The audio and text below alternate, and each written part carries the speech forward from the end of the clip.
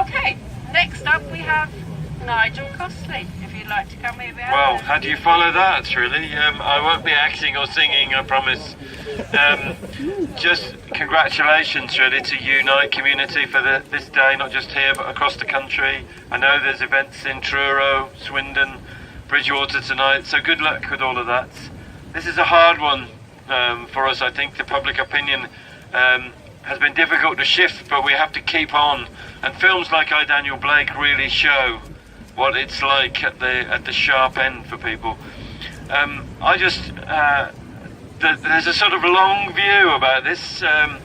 As you know, I'm very much involved in the organisation of Tolpuddle. And looking back in the history, one of the interesting stories about the Tolpuddle martyrs is not just the extreme sentence for the 6 farm workers daring to form a union, but afterwards the families of the men, the wives, claimed what was then welfare benefits, the parish relief, and the same squire that had seen that they'd been arrested and transported was of course in charge of parish relief, and he did the equivalent of today's sanctions, refused to pay them, saying they should have thought about that when their men joined the union. And if you read the letters that then he sent to the Home Secretary, he was absolutely livid that the unions were not just campaigning to get their freedom, but they'd actually organised to pay the families to look after them.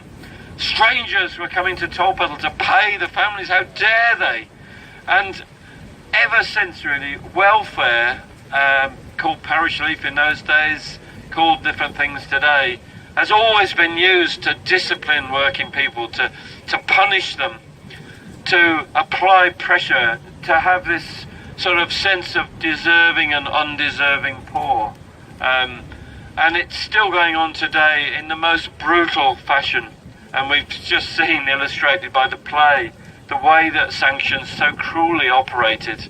And congratulations to Unite to raising this, to highlighting the reality of what it's like for people who are reliant, who are at the worst point in their lives, often dependent on the meagre handouts that are now our safety net.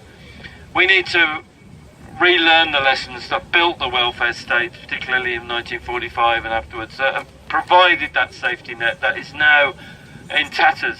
And we need to turn public opinion around, and it's days like this that are going to help us. So thank you very much for inviting me. Good luck to all those who are campaigning against sanctions and to protect our most important safety net for the most vulnerable people in society. Thank you very much.